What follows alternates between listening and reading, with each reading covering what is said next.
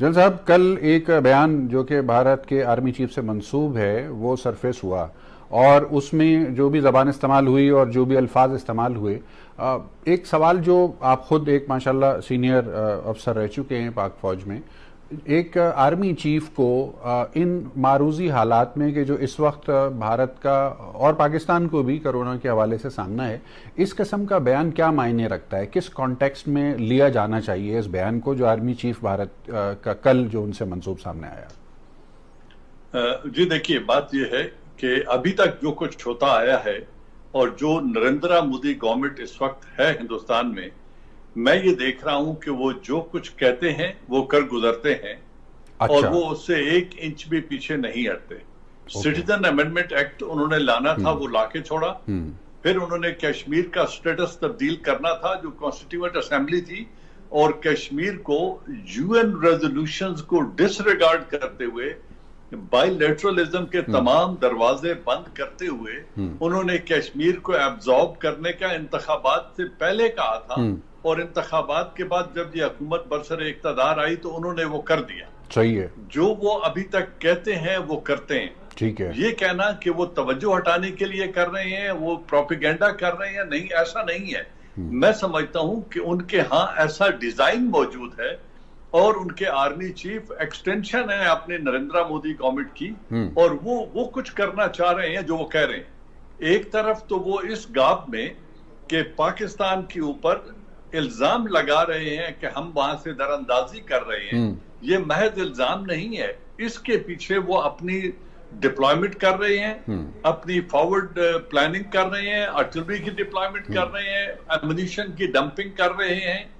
کیونکہ جب سردیاں ختم ہو جاتی ہیں تو پہاڑی علاقوں میں کیمپیننگ سیزن شروع ہو جاتا ہے، اور یہی وہ دن ہے جب وہاں کوئی آپریشن کیے جا سکتے ہیں۔ صحیح ہے۔ تو کیونکہ یہ جو الزام وہ لگا رہے ہیں، کل D G I S P R نے بڑی وضاحت سے کہا کہ نہ ہم ایسا کر رہے ہیں اور نہ ہم اس طرح کے الزام کو ایکسپٹ کرتے ہیں، بلکہ انہوں نے یہ دعوت دی کہ اگر آپ united nations Indo Pakistan military observer group جو ہے، انبوگپ جسے کہتے ہیں، اگر ان کو آپ بتائیں کہ کہاں سے آپ در اندازی ہو رہی ہے تو ہم ان آبزرورز کو ایکسس دیں گے کہ وہ جائیں اور ایگزامن کر لیں، لیکن ہندوستان ایسا کرنا نہیں چاہتا ہے کیونکہ ان کا ڈیزائن کچھ اور ہے۔ تو وہ چاہتے ہیں کہ جب دنیا کی تمام تر دنیا کی توجہ، بالخصوص پرماننٹ 5 جو انتہائی پاورفل ممالک ہیں، جب وہ اس وائرس کے ساتھ جنگ کر رہے ہیں، ان کے اپنے ملک میں ہزاروں میں کیجویلٹیز ہو رہی ہیں اور وہ اندر کی طرف دیکھ رہے ہیں، تو اس وقت سے وہ فائدہ اٹھائیں اور کشمیر کو ایبزارب کریں۔ اب پچھلے 6 ہفتوں میں انہوں نے 18 نوجوانوں کو شہید کیا ہے کشمیریوں کو، اور لاک ڈاؤن کو آپ خود دیکھ رہے ہیں کہ 275 ڈیز ہو گئے ہیں۔ تو وہ اس کو ایبزارب کرنا چاہتے ہیں، ڈیموگرافی کو چینج کرنا چاہتے ہیں، وہاں کی زمینوں کو انتہائی سستے داموں لیز پر دے کر وہاں بڑے کاروبار کرنا چاہتے ہیں۔ اور مجھے یہ بھی ڈر ہے کہ وہ، چونکہ اسرائیل اور امریکہ اس وقت ان کے ساتھ کھڑے ہیں، ہو سکتا ہے وہ اس کشمیر میں امریکہ کو بیسز دینے کا بھی کوئی معاہدہ کر چکے ہوں، یا کوئی انڈرسٹینڈنگ دے چکے ہوں اسرائیل اور امریکہ کو بیسز دینے کی، اس لیے وہ چاہ رہے ہیں کہ کشمیر کو ایبزارب کیا جائے اور یہاں کے ڈیموگرافی کو چینج کر کے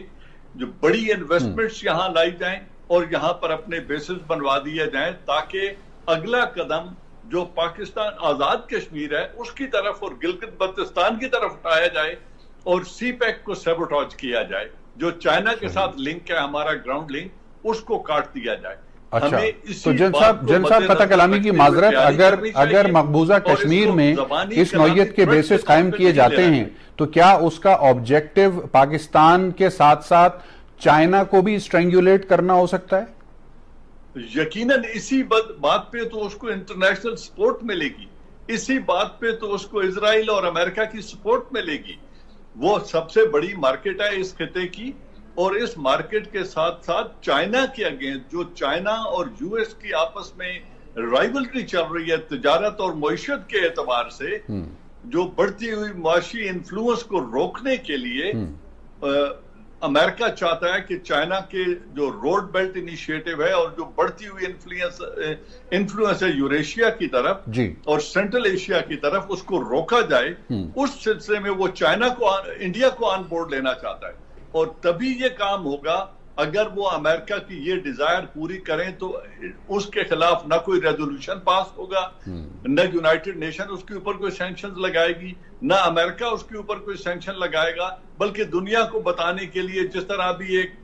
یو ایس کے ایک کمیشن انٹرنیشنل ریلیجس ٹالرنس کے اوپر کمیشن کی رپورٹ آئی ہے، اس طرح کی زبانی کلامی تنقید آ جائے گی، کچھ کنڈمنیشن آ جائے گی، کوئی عملی قدم ہندوستان کے خلاف نہیں اٹھایا جائے گا کشمیریوں کے اعتبار سے. میں اس کو اس طرح دیکھتا ہوں. ٹھیک ہے جن صاحب، ساتھ ہی رہیے گا ہمارے. طارق پیرزادہ صاحب، بہت ہی آبجیکٹیو انالیسس آ گئی سامنے، اور جو اس میں سب سے زیادہ الارمنگ پوائنٹ ہے جو مجھے لگ رہا ہے وہ یہ کہ جن صاحب کو یقین ہے، اور ظاہر ہے بیسڈ آن ٹریک ریکارڈ، کہ یہ جو کچھ کہہ رہے ہیں اس کو امپلیمنٹ کرنے کا ارادہ بھی رکھتے ہیں. دیکھیں، آپ کو یاد ہوگا جب ایٹمی دھماکے ہوئے تھے تو اس کے بعد کو تقریباً 20 دن کا فرق تھا ان کے اور ہمارے دھماکوں کے درمیان. تو تقریباً یہ بات ثابت تھی اس وقت کہ آزاد کشمیر پر حملہ ہونے والا ہے. وہاں سے تمام بیانات آ رہے تھے، تمام تیاریاں مکمل تھیں، اور یہی وجہ تھی کہ ملک میں بڑی تیزی سے مایوسی پھیلنے لگی تھی اس وقت کہ ہمارا جواب کیا ہے. کیونکہ اگر ہم اس وقت کو فوری طور پر دھماکے نہیں کرتے ہیں، جواب نہیں دیتے ہیں، ترکی بترکی اقدامات نہیں کرتے ہیں اور ایٹمی طاقت ہونے کا مظاہرہ نہیں کرتے ہیں، تو پھر تو معاملات گڑبڑ میں ہیں. اور وہاں سے براہ راست اب یہ بیانات آ رہے تھے وزیر داخلہ، ان کے وزیر اعظم، سب لوگوں کے کہ بس اب آزاد کشمیر جو ہے ہماری اگلی منزل ہے. اچھا، میں آج بھی اے بی پی ٹیلی ویژن پہ 4:30 بجے پروگرام کر کے آیا ہوں، یہی گفتگو ہو رہی ہے. وہ چونکہ ان کے 8 لوگ مارے گئے ہیں فوجی، جن میں ایک کرنل بھی کوئی شامل ہے، تو وہ اس کو دہشت گردی وغیرہ جو ان کی زبان ہے وہ استعمال کر رہے تھے. تو وہ ان کا لہجہ، ان میں ایک جنرل صاحب بھی تھے، وہ ان کا سارا فوکس یہی تھا کہ وقت آ گیا کہ ہم آزاد کشمیر کی طرف اپنا رخ کریں اور پاکستان کو سبق سکھائیں. تو وہ جو ہندوستان مودی کی پالیسی ہے اس میں کوئی تضاد نہیں ہے. اچھا، جو پاکستان کے لوگوں کو سمجھنا چاہیے. یاد ہوگا ہم نے ایک پروگرام کیا تھا تو اس میں آپ نے مجھ سے کیلکولیشن پوچھی تھی کہ کیا انڈیا کی کوئی کیلکولیشن کیسی رہی ہے، تو میں نے کہا کہ ان کی کیلکولیشن تو اب تک بالکل درست رہی ہے کہ ہماری طرف سے کوئی، پاکستان کی حکومت کی طرف سے میں کہہ رہا ہوں، کوئی بڑا رد عمل نہیں آئے گا، اور وہ اس کو لے کر چلتے رہیں گے، اور 1 سال گزر جائے گا اور کئی سال گزر جائیں گے تقریباً. اب مطلب وہ یہ سمجھ رہے ہیں کہ پاکستان کی حکومت اپنی ڈومیسٹک پالیٹکس میں بہت 2 باتیں ہم جلدی سے کر لیتے ہیں چونکہ وقت کم ہے. جی ضرور. ایک تو یہ ہے کہ ان کا اندازہ یہ ہے ابھی بھی کہ پاکستان کی حکومت کسی بڑے اقدام کی طرف نہیں جائے گی اگر ہم نے کوئی کارروائی کی. ان کا جواب شاید وہ اس کو اس آئینے میں دیکھیں کہ جو ابھی نندن کے آئینے میں دیکھ لیں یا کلبھوشن کے پس منظر میں دیکھ لیں کہ فردن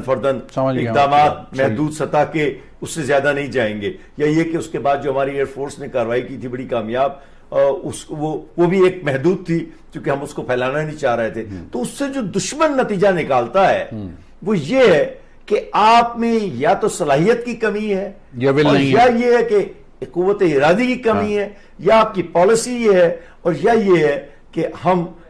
ہمیں ایک بڑی قوت تسلیم کر لیا گیا ہے. یہ کئی